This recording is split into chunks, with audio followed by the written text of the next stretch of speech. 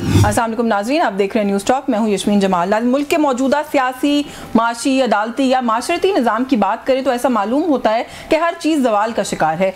मुल्की मसाइल की खातिर हुकूमत और अपोजिशन आपस में बैठ कर बातचीत करने से गुरेजा हैं, तो दूसरी जानिब अवाम हर गुजरते दिन के साथ माशी एतबार से अबतरी का शिकार हो रहे हैं।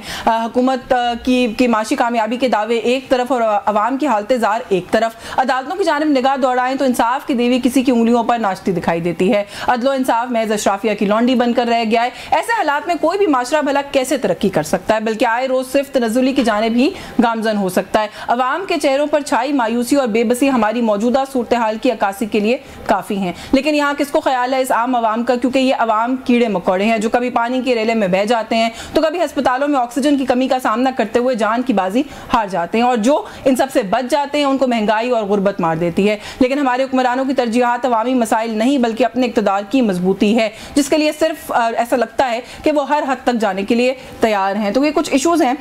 एक तो एक ओवरऑल जो सिनेरियो है उस पर मैंने बात की, उस पर भी बात करेंगे। एट द सेम टाइम इन्हीं सारे एरिया से जुड़े हुए बहुत सारी अपडेट्स हैं, बहुत सारी नई खबरें हैं, कोशिश करेंगे कि उनके ऊपर भी बात करेंगे। आज के प्रोग्राम में हमारे साथ प्रोग्राम में मौजूद है प्रेसिडेंट हैं अवाम पाकिस्तान पार्टी के, फॉर्मर प्राइम मिनिस्टर हैं, पाकिस्तान के सीनियर सियासतदान हैं, शाहिद खाकान अब्बासी साहब ने ज्वाइन किया। बहुत शुक्रिया सर, आपने मुझे प्रोग्राम में वक्त दिया। सर बहुत सारे इशूज़ हैं, लेकिन पहले आपसे एक पर्सनल आपके उस पर सवाल जो है उससे मैं गुफ्तगू का आगाज़ पर्सनल इस तरह है कि आप लोगों से रिलेटेड, क्योंकि खबर मैंने चलती हुई देखी, आपने भी डेफिनेटली देखी होगी। एक मुलाकात हुई प्राइम मिनिस्टर ऑफ पाकिस्तान की आप लोगों के एक पुराने साथी के साथ, चौधरी निसार अली खान साहब के साथ, और फिर खबर ये चली कि जितने नवाज शरीफ के पुराने रुफका हैं जो नाराज़ हैं, ये लफ्ज़ दिखा गया, उनसे शहबाज शरीफ साहब जो है वो रब्ता करेंगे। और आपका नाम स्पेसिफिकली मैंने देखा कि हर टेलीविजन चैनल पर फ्लैश हुआ।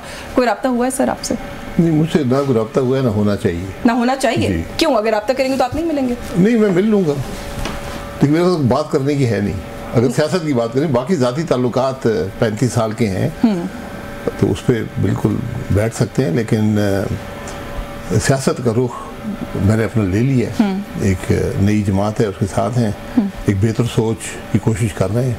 नहीं चले आप वापस जमात पे ना भी जाएं, इत्तेहादी के तौर पे क्या काम कर सकते हैं दोबारा, अगर कोई इस तरह की सूरत या कोई ऐसी ऑप्शन वो आपके सामने रखते हैं? जो जमात भी आइन की बालादस्ती पर यकीन रखती है, जो जमात भी कानून की हुक्मरानी पर यकीन रखती है, जो वोट को इज्जत दो की बात करती है, हम उसके साथ हैं। जो जमात भी हो, हमारे पर लाजमी है।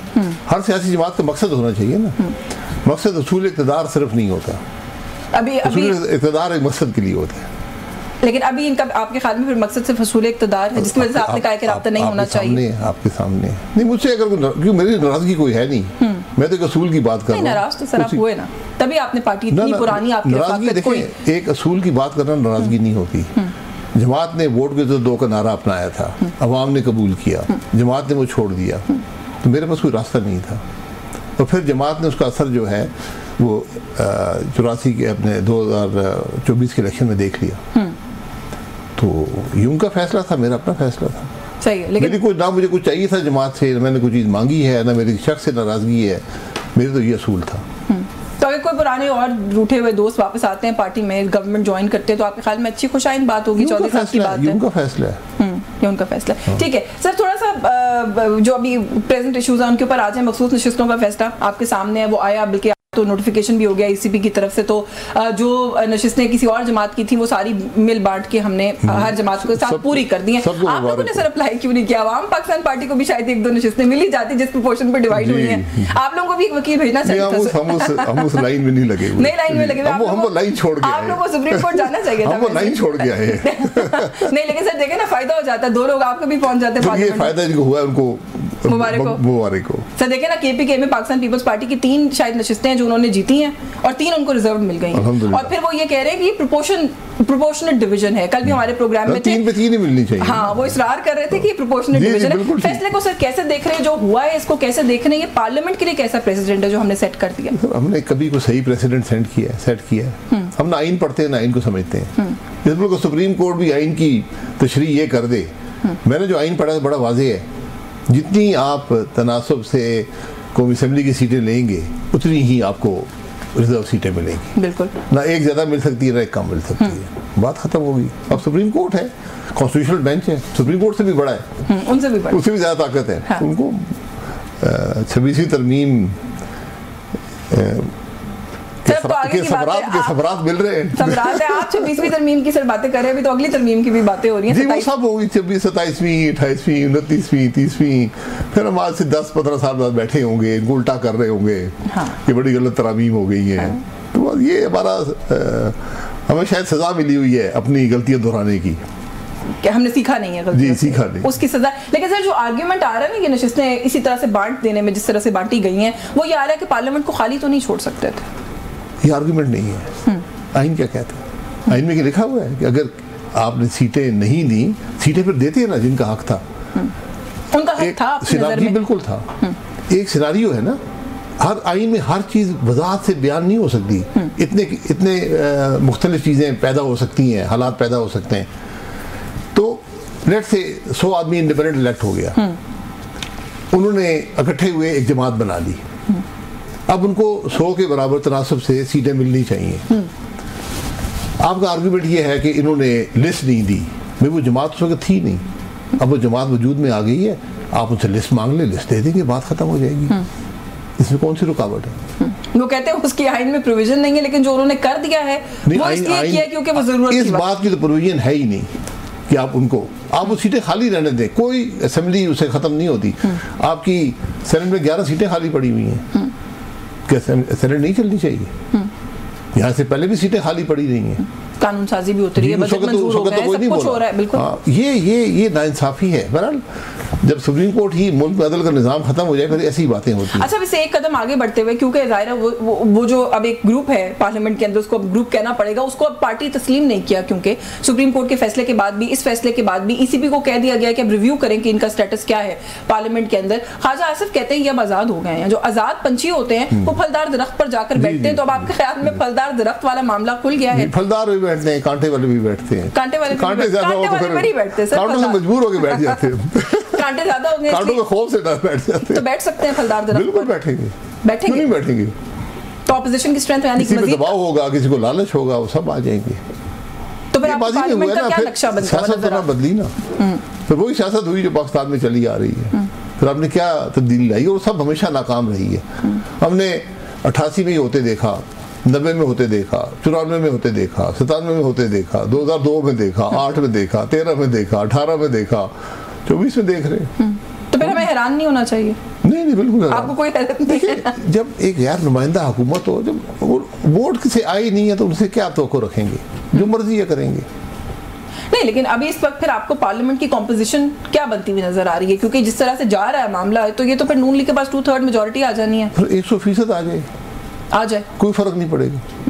तो एक कहीं नहीं जा रहा, ये भी आपको बता दूं। मुल्क क्यों नहीं कहीं जा रहा? वो कहते हैं हमने माशी तरक्की कर ली है, उसमें चल पड़े हैं, उस सड़क के ऊपर हम बड़ी कोई लंबी सड़क है, 4 साल से चल रहे हैं, चौथा बजट है इस हुकूमत का। हाँ। क्या किया इस बजट में? क्या है जो माशी तरक्की देगा मुल्क को? अपने आप देखें, खाम ख्याली में मत रहे। हमारा मुल्क तरक्की नहीं कर रहा, इस बात को माने, इसका हल तलाश करें। हमारे लोग गरीब से गरीब तर होते जा रहे हैं, 44.5% सतह गुर्बत से नीचे हैं, 4 करोड़ बदतरीन सतह गुर्बत में है। किसी को परवाह नहीं है, किसी को परवाह नहीं है। कोई पॉलिसी दिखाएं इस बजट के अंदर जो गरीब को अमीर बेहतर कर सके। अमीर क्या करना, बेहतर कर। बजट के पास होने के फौरन बाद कल दोबारा 8 रुपए पेट्रोल महंगा कर दिया है। बिजली में को 1 रुपया सस्ता पर यूनिट करना था, वो समरी अभी कहीं फिर रही है वानों में, उसको कोई मंजूर नहीं कर रहा है। 1 रुपए का रिलीफ भी नहीं ये पेट्रोल जो है, ये हमेशा हुकूमतें जब कीमत गिरती है तो कहती है हमने कम कर दिया है, तो बढ़ती है तो वो ये मार्केट पे डिपेंड करता है, इसका हुकूमत से कोई ताल्लुक नहीं। लेकिन आलमी मार्केट में सर इस वक्त सस्ता है ना, ये तो यहाँ पे नहीं है। जब ये खरीदा जाता है ना, वो निज़ाम गलत है, तो इसको डीरेगुलेट कर दें। निज़ाम आपको बदलना पड़ेगा, निज़ाम मार्केट पे छोड़ दें। हर रोज कीमत 1 रुपया आगे पीछे होती रहेगी। हम वो नहीं करते, हम तलाश में रहते हैं कि जब अब कीमत गिरेगी 15 दिन के बाद। मैं भी आपको बता देता हूँ, हुकूमत के देखें जी, कमाल कर दिया हमने। लेकिन जो 100 रुपए से ज्यादा तकरीबन टैक्स लगा दिया, वो वाले कमाल का क्या होगा? वो टैक्स तो लगाना ही लगाना है, वो तो आपने IMF से वादा किया हुआ है। जब आप टैक्सेशन कलेक्ट नहीं कर सकेंगे फिर आप यही करेंगे। हमारे मुल्क में पिछले कुछ अरसे से अनफॉर्चुनेटली IMF का आ जाना बहुत बड़ी तरक्की और कामयाबी। जी वो कहते हैं बहुत काम कर लिया। तो वो अभी भी यही कह रहे हैं। मैंने कल भी एक प्रेस कॉन्फ्रेंस देखी हुकूमती वजीर की, उन्होंने कहा हम IMF को ले आए, हमने मुल्क को बेहतर कर दिया। IMF लाना भी कामयाबी है। हाँ, क्योंकि IMF नहीं ना आता सर। मैं ये कह रहा हूँ, यहाँ ना कुछ सलाहियत है किसी में, ना हुकूमत को समझ है कि हालात क्या है मुल्क के, बस चला जा रहा है, ऐसे ही चलता रहेगा, ऐसे ही चलता रहेगा। आपने कहा ना कि हमें मुल्क को तरक्की की तरफ मुल्क जा नहीं रहा, उसको ले जाने के लिए कुछ तब्दीलियां या बेहतरी लाने की जरूरत है। क्या किया जा सकता है? कोई वे आउट पे तो बात ही नहीं करता, कोई मुआवजाती हल नहीं है। हाँ। आपको निज़ाम को बदलना होगा, आपका हर निज़ाम फेल हो गया, आपको हुकूमत के साइज़ में कमी करनी पड़ेगी, हुकूमत के अखराजात में कमी करनी पड़ेगी, पैसा वहाँ पे लगाना पड़ेगा कि जिससे मुल्क के अंदर ग्रोथ आए। आप इस तरह मुल्क को नहीं चला सकते, नेगेटिव ग्रोथ में मुल्क नहीं चलते, ना कारोबार के मौके हैं ना रोज़गार के मौके हैं, लोग मुल्क छोड़ के जा रहे हैं। आज हर शख्स नौजवान 100% मुल्क के हालात से मायूस है, उसको तो कोई तवक्को नहीं है कि ये हुक्मरान जो है कुछ दे पाएंगे, तो वो बाहर का रुख कर रहे हैं, जिनका हक है कि अगर यहाँ नहीं मिल रहा तो फिर देखेंगे जहाँ भी जिंदगी बेहतर हो सके। खाली नौजवान सर नहीं, मिड करियर प्रोफेशनल्स भी जो यहाँ पे बहुत अच्छा कंट्रीब्यूट कर रहे थे इस इकोनॉमी में, उनको जो पहली अपॉर्चुनिटी मिल रही है वो उस मुल्क से जा रही है। नहीं है, जब कारोबार घटता जा रहा है, नौकरियां कम होती जा रही हैं, तो फिर लोग छोड़ के जाएंगे, क्या करेंगे? तो गवर्नमेंट को तो सर कोई परवाह नहीं है कि इन मामलों को कैसे ठीक करना है। नहीं, गवर्नमेंट को अपनी तनख्वाहें तो बढ़ाने की परवाह है। जितनी इस हुकूमत ने पिछले 3 महीने में तनख्वाहें बढ़ा दी हैं हर एक की, वजीर, MNA, MPA, chairman senate, speaker कौमी असेंबली, और बैक डेटेड तनख्वाहें बढ़ाई हैं जनवरी से, जो मुमकिन नहीं है, कानून के अंदर मुमकिन नहीं है। जब बजट आपका 30 को खत्म हो गया तो आप पहली से वो पैसे कहाँ से आएंगे? और किस, ये आपकी कौन सी इखलाकी कदरें आपकी कहाँ गई? लोग गरीब से गरीब तर होते जा रहे हैं, आपकी जेब गरम से गरम तर होती जा रही है। सर आपने तो खुद इन गवर्नमेंट डील किया है IMF के साथ भी। IMF आपकी रेवेन्यू जनरेशन के ऊपर तो बहुत कुछ कहता है, आपको बहुत सारी बातें कहता है, शराइत लगाता है, गवर्नमेंट एक्सपेंस के ऊपर कुछ नहीं कहता। नहीं, कुछ नहीं कहता, उसका ताल्लुक नहीं। कहते हैं आप जिम्मेदार लोग हैं, अगर वो समझते हैं मैं कर्जा लेकर अगर मैं पैसे जाया करना चाहूँ तो वो तो नहीं रोकेंगे, वो तो कहेंगे ठीक है और कर्जा। वो तो कहते हैं हमारी ये डिमांड्स हैं, इतना पैसा आपने रेज करना है, बाकी आप कहाँ पे खर्च करते हैं हमारा ताल्लुक नहीं है। लेकिन वो जो प्राइमरी डेफिसिट है उसको आपने रिड्यूस करना है, लेकिन प्राइमरी डेफिसिट जो है वो खाने की टेबल पर खाना नहीं लाता, वो गरीब को अमीर नहीं करता, वो रोजगार के मौके नहीं देता। ट्रू। सर मुझे एक ब्रेक लेनी है, ब्रेक से वापस आके कुछ बात करते हैं। मुल्क में एक ऑल्टरनेट निज़ाम लाने की हम सुन रहे हैं आजकल बातें हो रही है, इस पर भी बात करते हैं। इस ब्रेक के बाद व्यूअर्स हमारे साथ रहिएगा। जी वेलकम बैक नाज़रीन। ब्रेक में जाने से पहले हम जो बात करते हैं, शाहिद खान अब्बासी साहब हमारे साथ मौजूद है। सर जो नुक्ता मैंने छोड़ा था, मैं भी अब कोई 15-16 साल से सर सहाफ़त कर रही हूँ, नेशनल कंसेंसस गवर्नमेंट आ जाएगी, सदारती निज़ाम आ जाएगा, ये बातें जो है ना हम हर 2 साल के बाद सुनते हैं। अभी भी कुछ इस तरह की बातें हो रही हैं, उस पर मैं आती हूँ। लेकिन उससे पहले जो हम कहते हैं ना मुल्क में जमहूरियत है जैसी कैसी भी है, ख्वाजा आसिफ साहब ने उसको भी थोड़ा सा एक्सप्लेन करके फर्दर डिफाइन कर दिया। वो कहते हैं हाइब्रिड निज़ाम है इस मुल्क के अंदर। फिर उसका दिफा करते हुए आगे एक कदम आगे जाते हुए वो कहते हैं दुनिया भर में होता है, कौन सा ऐसा नया काम है जो हम पाकिस्तान में कर रहे हैं? तो वो एतराफ़ कर रहे हैं, इसके नंबर देंगे आप उनको? नहीं, हाइब्रिड है, ऑनेस्टी के नंबर। हाइब्रिड आज का नहीं है, पिछला भी हाइब्रिड था। पिछला भी हाइब्रिड जी, तो सब कहते थे हम हाइब्रिड हैं, आज भी कह रहे हैं हम हाइब्रिड हैं, लेकिन क्या हाइब्रिड आइन के मुताबिक है या नहीं है, सवाल ये उठता है। अगर आइन के मुताबिक नहीं है तो हम बहुत बड़ी गलती कर रहे हैं, अगर आइन के मुताबिक है तो बहुत अच्छी बात है। उन्होंने उसकी तौजी भी यही पेश किया जो आपने हवाला दिया। उन्होंने कहा 2018 की हुकूमत भी ऐसी थी, तब भी जनरल बाजवा और इमरान खान एक पेज पर थे। हम अपनी गलतियां दोहराने पे लगे हुए हैं। लेकिन सर अगले आएंगे वो भी यही कहेंगे, वो पिछली 2 हाइब्रिड थी, अब भी हाइब्रिड है। सर हुकूमत का एक वजीर इस तरह की बात करे, मुनासिब गुफ्तगू है? नहीं भाई, मैं नहीं, उनका हक है। देखें, जो इलेक्टेड आदमी है, जो पॉलिटिकल लीडर, जो मर्जी बात करे, लेकिन सवाल ये उठता है, उस पर सवाल उठेंगे तो सवाल ये उठता है कि क्या ये हाइब्रिड निज़ाम आइन के मुताबिक है? ये इसका जवाब सारी हकीकत बयान करता है। नहीं, वो कहते हैं कि पाकिस्तान में एस्टैब्लिशमेंट का किरदार है हुकूमत के साथ, वो कहते हैं वो अमेरिका में भी है। नहीं, दुनिया में हर जगह एस्टैब्लिशमेंट है, इसमें कोई शुबा नहीं है, लेकिन क्या वो आइन के अंदर ऑपरेट कर रही है, बाहर जा रही है? तो इसका हल क्या है फिर? हल क्या है? तो बदल दें, आइन बदल लें। 26वीं तरमीम एक रात में कर सकते हैं, ये भी कर लें। तो एक तरमीमात हो रही है, आपके ख्याल में बड़ी सारी बातगश्त है, आपके पास ये रूमर्स पहुंचते होंगे, क्या कर रहे हैं उस तरमीम के? आपके ख्याल मैं रूमर से मेरा कोई Islamabad is very rife with rumours है ही रूमर्स। पाकिस्तान सारा कॉन्स्पिरेसी थ्योरी और रूमर्स पे चलता है। लेकिन 27वीं जो तरमीम है सर, उसके अंदर कुछ इसी तरह की बातें आ रही हैं कि शायद निज़ाम को कैसे लेके चलना है, उस स्ट्रक्चर को थोड़ा ट्वीक करने की कोशिश की जाएगी। इस तरह की बहुत सारी बातें जो है हम सुन रहे हैं। इस गवर्नमेंट को दवाम देने के लिए शायद किसी किस्म की कोई जो है वो प्रोविजन क्रिएट की जा सकती है, ऐसी बातें भी हम सुन रहे हैं। ताहियात कर दें, एक अमेंडमेंट कर दें, ये हुकूमत ताहियात रहेगी। ताहियात को को कैसे डिफाइन करेंगे? वो डिफाइन कर दे। ताहियात रहेगी तो फिर क्या होगा सर? ताहियात फिर दोबारा इलेक्शन ना कराएं, वोट ना दें, कुछ ना करें, दोबारा इलेक्शन ना कराएं, मुल्क में कुछ भी ना करें। आप कुछ भी कर सकते हैं ना। जब आपने अकल का रास्ता छोड़ दिया, जब आपने आइन का रास्ता छोड़ दिया, कानून की हुक्मरानी छोड़ दी, और आप समझते हैं कि चूंकि हमें आइन में तरमीम करने का हक है, हम जो तरमीम मर्जी कर लें, फिर ताहियात बन जाए, मजे करें। सर एक पावरफुल गवर्नमेंट हो, जैसे कि अब हो रही है, बनती जा रही है, मजीद भी ये सुन रहे हैं जैसे इस तरमीम के बाद मजीद इख्तियार जो है वो आ जाएगा, लेकिन उसके बावजूद जो कुछ अपोजिशन जमातों के साथ मामलात हैं उनको बेहतर की तरफ ना लेके जाए, ह्यूमन राइट्स की वायलेशन हम देखिए हर रोज़ हो रही हैं। अब जो ये खबरें आ रही हैं कि जेलों में लोग कैदी जो 2-2 साल से कैद हैं, जिनके केसेस भी नहीं चल रहे अदालतों के अंदर, उनकी अब अमवात की खबरें जो है वो हम देख रहे हैं कि रिपोर्ट की जा रही हैं। हेपेटाइटिस के मर्ज से 6 पहले रिपोर्ट हुई, एक दोबारा जो है वो रिपोर्ट की जा रही है। कैसे देखते हैं सिचुएशन को? ये सवालिया निशान नहीं है हमारे मुल्क की जो डेमोक्रेटिक आउटलुक हम बनाने की कम से कम कोशिश करते हैं उसके चेहरे पर? देखिए, हुकूमत मजबूत नहीं होती, मजबूत या अवाम होते हैं या नहीं होते। अवाम तो नहीं है ना मजबूत, कोई मजबूत नहीं है। जब अवाम आपकी मजबूत नहीं है तो फिर आप भी मजबूत नहीं है। इस बात को याद रखें। बहुत से लोगों ने कोशिश की है, ये कानून बना लो, ये ताकत ले लो, वो कहाँ है आज? क्या तारीखों को याद रखती है? आप फंडामेंटल राइट्स हैं इस मुल्क के अंदर, चैप्टर 1 है आइन का, लोग जेल में पड़े बगैर ट्रायल के, ये कौन सा कानून है? ये तो मार्शल भी नहीं करता था। ठीक है, आप कर रहे हैं, आपको मुबारक हो। ये भुगतना पड़ेगा सबको एक दिन। अगर दुनिया में जवाब नहीं कहीं तो जवाब देना पड़ेगा। इसके जवाब आपको हुक्मरान तो नहीं है ना, आप बादशाह तो नहीं है जो आपके मुल्क से जो अंदर कर दे इसको बाहर कर दें। ये रवैये तबाही का रास्ता है। इमरान खान साहब की मुलाकातों से जुड़ा जो मामला है, एक तो उसको कैसे देखते हैं, दूसरा पाकिस्तान तहरीक इंसाफ के हवाले से भी, क्योंकि जाहिर है आप लोग भी एक अलायंस बनाने की आपने कोशिश की, आप लोग उनके साथ बैठे भी हैं एक मेज़ के ऊपर, आपको वो सूरत हाल, सिचुएशन कहाँ जाती हुई नजर आ रही है? कल एक खत सामने आया है जिसके अंदर जो 5 सीनियर लोग हैं कोट लखपत में पाकिस्तान तहरीक इंसाफ के, वो ये कहते हैं कि मुक्तदरा हो या सियासी हल्के हों, मुज़ाकरात is the way out. At the same time उसी दिन के ऊपर खान साहब की बहनों ने आके बाहर कहा कि खान साहब कह रहे हैं मुहर्रम के बाद तहरीक चलाएं। तो आपके ख्याल में क्या अपोजिशन की भी जो सबसे बड़ी इस वक्त जमात है वो क्या कर रही है, या वहाँ क्या हो रहा है हुसैन के ऊपर? नहीं पता नहीं, मैं बहुत सी बातें होती रहती हैं। खत किसको लिखा गया है, किसने लिखा है और किसको लिखा? शाह महमूद कुरैशी साहब के दस्तखत हैं, डॉक्टर यास्मीन के हैं, अपनी जमात के लिए भी और गवर्नमेंट के लिए भी है कि मुज़ाकरात करें। नहीं, खत वो उन्होंने शाया किया है, अखबारात को दिया है, किसको? मीडिया को दिया, प्रेस रिलीज है, हैंड रिटन प्रेस रिलीज है, मीडिया को दिया, उन्होंने लिख दिया, जो से मर्जी उनकी अपनी सोच का इजहार कर दिया अफराद ने। नहीं, वहाँ एक डिवीजन नजर आ रही है ना। मैं सिर्फ आपसे ये पूछूंगा, डिवीजन नहीं होती। देखिए, ये उनका सोच है, जो हमशीरा है उनकी दूसरी सोच है।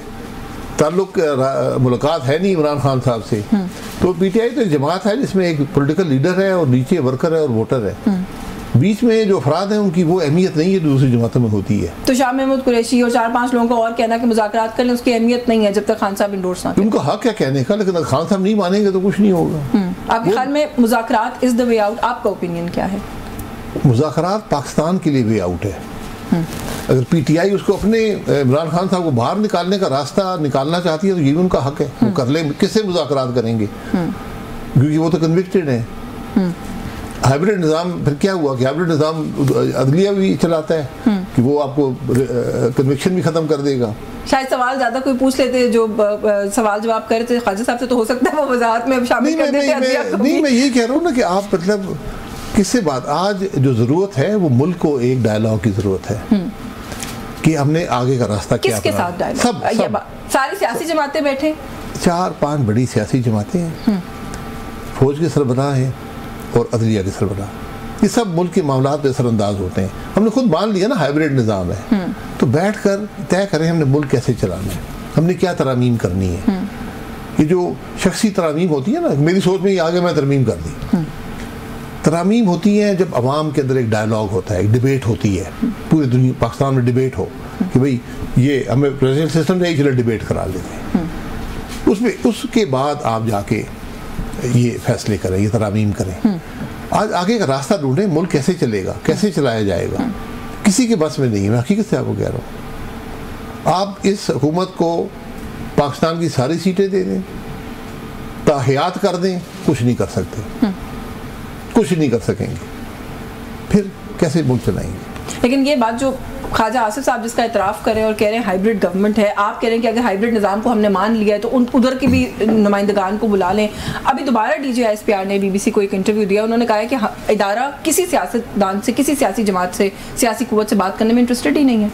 ठीक है, वो कहते हैं हमारा कोई काम नहीं है। ठीक है, तो वो बात नहीं करना चाहते, फिर किससे बात करें? ये तो इदारा बात नहीं करना चाहता। खान साहब कहते हैं मैं एस्टैब्लिशमेंट से बात करूंगा। काम भी नहीं है ना। अच्छा, हाइब्रिड जो गवर्नमेंट है वो बात करे,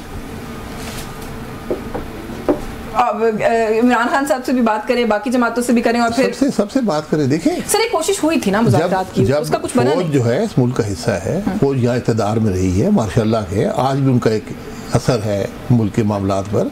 तो जब मुल्क की बात होगी तो उनको बैठना पड़ेगा, सबको बैठना पड़ेगा। ये कोई हम वहाँ पर कोई इख्तियारात की बंदर बांट तो नहीं कर रहे, मुल्क की बात कर रहे हैं। मुल्क की बात करने में सबकी जिम्मेदारी है कि बैठें। मखसूस नशिस्तें नहीं है, उनको नहीं बांट रहे, मुल्क की बात हो रही है। मखसूस नशिस्तें खाम ख्याली है, अपने आप को बेवकूफ़ बनाने वाली बात है। अच्छा, पंजाब के जो मामलात हैं, जिस इंसाफ जाहिर है पंजाब से इलेक्शन खुद भी कंटेस्ट करते हैं, उसको किस तरीके से आप देख रहे हैं? पंजाब असेंबली से जो अभी एक खबर आई है, जो सेक्रेटरी हैं पंजाब असेंबली के, वो उन्होंने ऑफिशियली फाइल कर दिया है जाके, और ये प्ली लिया है कि जो डीसीट किया जाए 26 अरकान को, पाकिस्तान तहरीक इंसाफ के या जो भी अपोजिशन के अरकान बनते हैं उनको, क्योंकि मरियम साहिबा की तकरीर के 2 घंटे की तकरीर के दौरान वो खलल पैदा कर रहे थे और अपने पार्लिमानी लीडर की बात नहीं सुन रहे थे। तो सर, प्रोटेस्ट तो फ्लोर ऑफ द हाउस पे आपने बहुत बड़े बड़े देखे होंगे। सर, ये सब बातें माजी में भी होती रही, हमेशा मुल्क का नुकसान हुआ है। इसको डिसीट कर दो, उसको डिसीट कर दो। अब तो चूंकि हाइब्रिड निज़ाम है, बादशाहत है, तो अब जो मर्जी, अगर बादशाह की बात नहीं सुनेंगे तो फिर आपको तकलीफ तो होगी। बादशाह तो नहीं, हाइब्रिड कह रहे हैं आपने, असेंबली का सेक्रेटरी जाकर ये दाखिल कर दे कि डिसीट कर दिया जाए इलेक्टेड आदमी को, उसको सबसे पहले सेक्रेटरी को डिसीट होना चाहिए। स्पीकर की इंस्ट्रक्शन को भी पूछे ना किस कानून के तहत डिसीट की बात कर रहे हैं। उन्होंने कहा है कि मुझे चीफ मिनिस्टर ने मना किया और मैंने कहा है कि मैं ये किसी सूरत बर्दाश्त नहीं करूंगा और मैं ये कार्रवाई करूंगा। करें क्या निकलेगा इसका नतीजा? 2/3 मेजॉरिटी मिल जाएगी दोबारा नून लीग को, उधर भी ये तो उसी की तैयारी लग रही है, ऐसा लगता है। सूबाई असेंबली में 100% मेजॉरिटी होती है। सूबाई असेंबली का इजलास कितने दिन होता है साल में? वहाँ तो 2/3 की जरूरत ही नहीं है ना, जो मर्जी किए जाए। अच्छा सर, थोड़ा सा क्योंकि सेगमेंट का वक्त जो है वो कम है, एहतजाजी तहरीक की हम बात सुनते हैं, जगह जगह से आवाज़ आती है, खासतौर पर PTI जो है बार बार बात करती है। इस सारे मामले के अंदर एहतजाजी तहरीक कोई हल है? एहतजाजी तहरीक किस मकसद के लिए? अगर वो इमरान खान साहब को बाहर निकालने के लिए है और पुरतशद्दद है और सूबाई हुकूमत दारकूमत हमलावर होगी तो उसका कोई असर नहीं होगा, नुकसान होगा सियासत को भी और मुल्क को भी।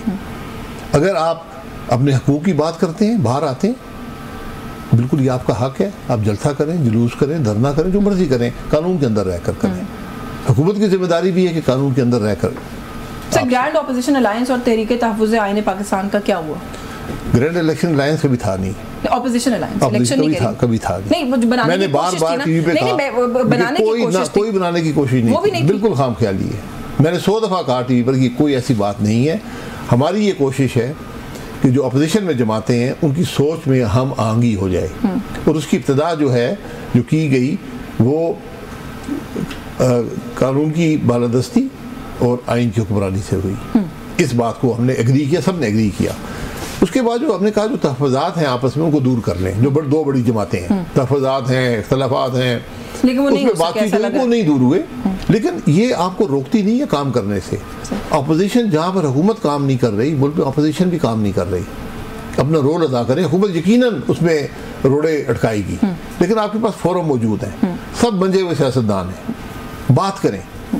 और आज की जो अपोजिशन है, ख़ास तौर पर PTI, उनके पास हुकूमत है, अपनी हुकूमत को मिसाली बनाएं ताकि सब देख सकें कि भाई ये देखें। तो फोकस उनका भी नहीं, किसी का नहीं है, ना ऑपोजिशन का है, ऑपोजिशन काम कर रही है, हुकूमत भी, तो फिर मुल्क कैसे चलेगा? मुल्क कैसे चलेगा? सर, वक्त खत्म हो गया, वरना मजीद बात करते। बहुत शुक्रिया आपका, आपने मुझे प्रोग्राम में वक्त दिया। सर, शाहिद खतान अब्बासी साहब हमारे साथ प्रोग्राम के हिस्से में मौजूद थे। एक ब्रेक का वक्त हो रहा है, हमारे साथ रहे। जी, वेलकम बैक नाज़रीन। प्रोग्राम के इस हिस्से में कुछ बात करेंगे पाकिस्तान तहरीक इंसाफ की जो एक एहतजाज की बात की जा रही है कि इमरान खान साहब की तरफ से कहा गया है कि मुहर्रम के बाद एहतजाज किया जाए, और जो एक पंजाब असेंबली में सूरत हाल डेवलप हो रही है, थोड़ा सा उसके हवाले से भी बात करेंगे। 26 अरकान की सस्पेंशन और फिर उनको डी सीट करने का जो मामला सामने आ रहा है। हमारे साथ इस प्रोग्राम में मौजूद हैं, अपोजिशन लीडर हैं पंजाब असेंबली में मलिक अहमद खान भच्चर ने हमें ज्वाइन किया। बहुत शुक्रिया सर आपका, आपने प्रोग्राम में हमें वक्त दिया। सर, सबसे पहले तो इमरान खान साहब से इस हफ्ते में आपकी मुलाकात हुई है। इमरान खान साहब की सेहत को लेकर जिन हालात में वो वहां पर है उसको लेकर बड़ी तशवीश भी है और बहुत तरह तरह की बातें जो है वो हम सुन रहे हैं। उनकी सेहत के हवाले से तो सर पहले बताइएगा कि आपकी मुलाकात हुई, आपने उनको कैसा पाया? नहीं, सबसे पहले तो मैं ये बात कर दूं कि मेरी डायरेक्ट मुलाकात नहीं हुई खान साहब से। अच्छा। हाँ जी, मैंने पैगाम भेजा और उधर ही था मैं, तो पैगाम आया। तो बाकी तो सेहत तो उनकी देखें, अब दो चीजें हैं। खान साहब की सेहत वैसे चल रही तो ठीक है, लेकिन जो जिस तरह ट्वीट की है जुल्फिकार बुखारी साहब ने कि कुछ वजन कम हुआ है, तो वो चूंकि फस्ताइयत की हुकूमत है, ज़्यादती तो ये कर रही है, लेकिन वो डटे हुए हैं। और देखिए खान साहब का ये जो है ना, ये कहते हैं कि खान साहब इस वक्त जेल में और उनकी पार्टी टूट चुकी है। मैं ये समझता हूँ कि ये इनकी सबसे बड़ी खाम ख्याली है। और हाँ जी, और मेरा ये चीज जो है ना, ये चीज इनके गले प्राइम मिनिस्टर हैं, उनको पूरी तरह इनको उनके जो प्रिविलेज एंड पर्क्स हैं इनको पूरी तरह देने चाहिए। तो बाकी तो देखिए बात ये है कि इस वक्त जो हालात है, मुल्क की फस्ताइयत है कि चचा भतीजी की जो गवर्नमेंट है इसकी जुल्म और सितम आप देख रही हैं कि जिस तरह ये कर रही हैं। तो आज रात को इन्होंने पेट्रोल और डीजल महंगा कर दिया और 2 दिन पहले बजट को पीछे रख के बजट में और पोजीशन थी, अब और पोजीशन है। तो अब मेरा ख्याल है कि अब मैं ये समझता हूँ कि इस वक्त जो हालात हैं वो इस मैच में पहुंच चुके हैं कि इन सियासी जिंदा लाशें जो है चचा भतीजी की उनसे जान छुड़ाई जाए। सर, जान छुड़ाई जाएगी जहां तक बात है, जो आप लोगों का एक मौकफ है, आप लोग वैसे भी इस गवर्नमेंट को कहते हैं कि एक लेजिटिमेट गवर्नमेंट नहीं है। अब इसको इस मामले को आगे लेके चलने की बहुत सारी स्ट्रैटेजीज हो सकती हैं। एक खबर जो हम तक पहुंची वो ये थी कि उनकी बहनों ने आकर ये कहा कि इमरान खान साहब कह रहे हैं कि मुहर्रम के बाद एहतजाजी तहरीक का आगाज किया जाए। इसके बारे में सर आपके पास क्या अपडेट है? अब आपने कहा कि बराह रास्त तो आपकी मुलाकात नहीं हुई, लेकिन क्या खान साहब की कोई इसके हवाले से मजीद कोई वाज़ेह इंस्ट्रक्शंस हैं, कोई प्लान ऑफ एक्शन दिया है उन्होंने? देखिए, पहले भी उनकी जो 2 बहनों को मिलने देते हैं ना कि वही पैगाम इस वक्त दे रही है। और मैं ये समझता हूँ कि जो पैगाम वो बाहर लेके आती हैं वही असल पैगाम होता है। और जिस तरह उनके अगर कोई पार्लियामानी लीडर मिलने चले जाते हैं या कोई पॉलिटिकल लोग ऐसे मिलने चले जाते हैं, तो फिर वो पैगाम जिसको खान साहब देते हैं। अब देखिए, तहरीक में तो पाकिस्तान तहरीक इंसाफ ऑलरेडी है। दरमियान में खान साहब ने कुछ चीजों को रोका था इसलिए कि जो मुल्क के हालात थे वो बैनुल अक़वामी हालात के मुताबिक इसराइल और उसकी ईरान की जंग की वजह से, तो फिर खान साहब ने थोड़ा सा ब्रेक लिया। तो अब आशूरा आ गया। तो तहरीक में तो ऑलरेडी पाकिस्तान तहरीक इंसाफ है। अब ये तो नहीं कह सकते कि हम तहरीक में नहीं है, लेकिन ये जरूर है कि अब खान साहब ने खास तौर पे मुहर्रम के बाद तहरीक का ऐलान कर दिया है। अब इस ऐलान पे पूरी तरह की हिकमत अमली होगी और उसको हम वो लॉन्ग टर्म होगी, वो शॉर्ट टर्म नहीं होगी। जी, अच्छा मलिक साहब, आपने जो बात की है ना अभी कि पाकिस्तान तहरीक इंसाफ तो वैसे ही तहरीक में है, उसके अंदर बीच में एक पॉज आ गया for a number of reasons. Sir, ऐसा लगता है कि आप लोग कहते तो हैं कि आप लोग तहरीक में है, लेकिन वो तहरीक शायद नजर इसलिए नहीं आती कि आप लोगों की आपस की डिविजन्स और रिफ्ट बहुत बढ़ गई हैं। और एक बात जो है सर वो बहुत ज्यादा आप सुनने को मिल रही है, और वो ये है कि KPK की जो लीडरशिप है आपकी, वो पंजाब की तरफ फिंगर पॉइंटिंग कर रही है कि पंजाब से लोग नहीं निकलते। अली मोहम्मद खान साहब ने भी अभी ये कहा है कि इस मर्तबा पंजाब वालों को भी बाहर निकलना पड़ेगा। पंजाब और KPK में फर्क है कि मैं इसमें तो सूबाई तौर पे तो ये बात नहीं करूंगा। उसकी वजह ये है कि जो है ना आपका समझ लें कि सूबाई लसानियत, उसमें तो चाहे को KPK का है चाहे को पंजाब का है, सारे पाकिस्तान तहरीक इंसाफ के हैं। और पंजाब की में फस्तैयत है और आपके 100 से ज्यादा MPs हैं, तो कुछ उनकी बातें ठीक है कि उस लिहाज से लोग नहीं निकलते।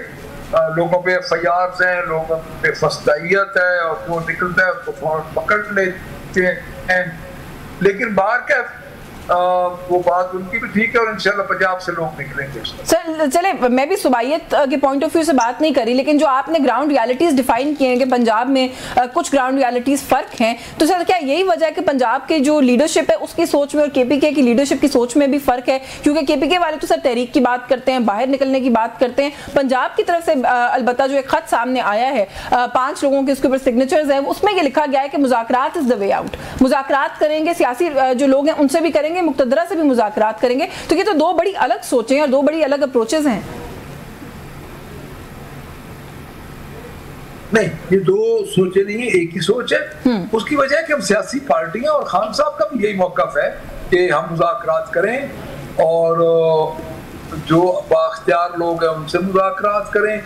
अब इधर से जो हमारे 5 लीडर अंदर हैं उनकी जो ये आई है एक सोच है तो डेफिनेटली पैटर्न चीफ तक पहुंचेगी। और देखिए जो 5 अंदर है उनकी राय बड़ी मुकद्दम है, तो उस राय को जरूर कंसिडर खान साहब भी करेंगे और पार्टी भी करेगी और होनी भी चाहिए, बिकॉज वो पार्टी का बहुत बड़ा असास है जो हमारे 5 मेंबर अंदर है। अच्छा, आप लोगों ने सर एक एहतजाज तो चले है, सड़क पे निकलना है, लॉन्ग टर्म एहतजाज करना है, एक एहतजाज है जो फ्लोर ऑफ द हाउस पर है, जो आप लोग बड़ा भरपूर करते हैं पंजाब के अंदर, बड़ा महंगा भी पड़ा है आप लोगों को, मैं उसकी तरफ भी आती हूँ। लेकिन खबर कुछ इस तरह की आई है कि आप तक जो है वो खान साहब ने तारीफ पहुंचाई है, उन्होंने कहा है कि आप लोगों का एहतजाज बड़ा आप लोगों ने अच्छा किया है, उस सिलसिले को भी आप लोगों को जारी रखना चाहिए, जरूरत पड़े तो असेंबली के बाहर असेंबली लगा लें। इस तरह की हिदायत आई है सर खान साहब की तरफ से? जी बिल्कुल आई है जी, खान साहब की तरफ से भरपूर हिदायत आई है और मैं ये समझता हूँ कि इन हिदायत पर ही अमल करेंगे। और देखिए असल बात क्या है, असल बात ये है कि जिस जमात के लीडर अंदर हो उसकी बहनों की मुलाकात ना होने दी जाए और बेस मुकदमात हों और महंगाई और बदहाली का जो एक सिलसिला चल निकला है, तो अगर उसमें हम फ्लोर ऑफ द हाउस भी एहतजाज नहीं कर सकते तो स्पीकर साहब को तो पुल करना चाहिए अपोजिशन और हुकूमत के दरमियान। वो तो खुद इस वक्त फरीक बन के और कहते हैं कि इस्तीफे दे के बाहर चले जाओ, निकल जाओ असेंबली से, ये कर तो अभी आप खुद देख रहे कि क्या वे ऑफ टॉक है। नहीं, उन्होंने तो सर बहुत बड़े गुस्से में नजर आए, खाली ये नहीं, he went a step ahead also, उन्होंने तो कहा कि मुझे चीफ मिनिस्टर ने मना किया है कि कोई कार्रवाई ना करे, लेकिन ऐसा होगा नहीं, ये जो रवैया था ये अनचेक नहीं जाएगा। बल्कि कुछ नून लीग के और दोस्तों से बात हुई और जब हमने यही सवाल किया कि ये प्रोटेस्ट करने पर डी-सीट करना, सस्पेंड करना, ये कहा कि जमहूरी इक़दार है, तो वो कहते हैं कि पाकिस्तान तहरीक इंसाफ के लोग जो है वो प्रोटेस्ट नहीं करते, वो बदज़बानी करते, वो गालम गलोच करते हैं, वो हदूद क्रॉस करते हैं। इस पर आप क्या कहेंगे? देखिए बात यह है कि बदज़बानी और गालियां वीडियोस हम स्पीकर साहब को भेज देते हैं, उनकी भी देख लें, हमारी भी देख लें। अगर उन्होंने बदज़बानी और गालियां नहीं निकाली तो फिर हमारा बोलते कि बात यह है कि हुकूमत को बड़ा दिल करती है, ये तो बर्दाश्त ही तरकीब आप नहीं कर सकते, हम क्या करें। अब ये तो बिल्कुल ही एक समझ लें कि एक चीज जो अंदर बैठे हैं जिनकी अद्दी अक्सरियत है, उस अद्दी अक्सरियत पे बैठ के ये सारे वो गलत काम कर रहे हैं। लेकिन ये भी कभी हुआ कि 509 अरब रुपए का आपने बजट पास कर दिया है 23 पन्नों के साथ, आप विजुअल तो देखें परसों वाली, अगर आप चेक कर लें, ये तो इनकी दिलचस्पी की हालात हैं। बाकी देखें इनके पास इस वक्त ताकत है और मैं समझता हूँ कि ये ताकत इस बुरे और बेतरीक तरीके से इस्तेमाल कर रहे हैं, अब इसका जवाब नहीं। सर जो ये ताकत का इस्तेमाल है या जो भी है, मुझे नहीं पता कि आप इसको किस तरह से डिफाइन करते हैं, लेकिन एहतजाज हुआ, उसके नतीजे में 26 अरकान आपके सस्पेंड हुए। सस्पेंशन भी खैर प्रोटेस्ट होती है फ्लोर ऑफ द हाउस पे, लेकिन सर उससे एक कदम आगे जाके डी-सीट करने तक की बात आ गई है।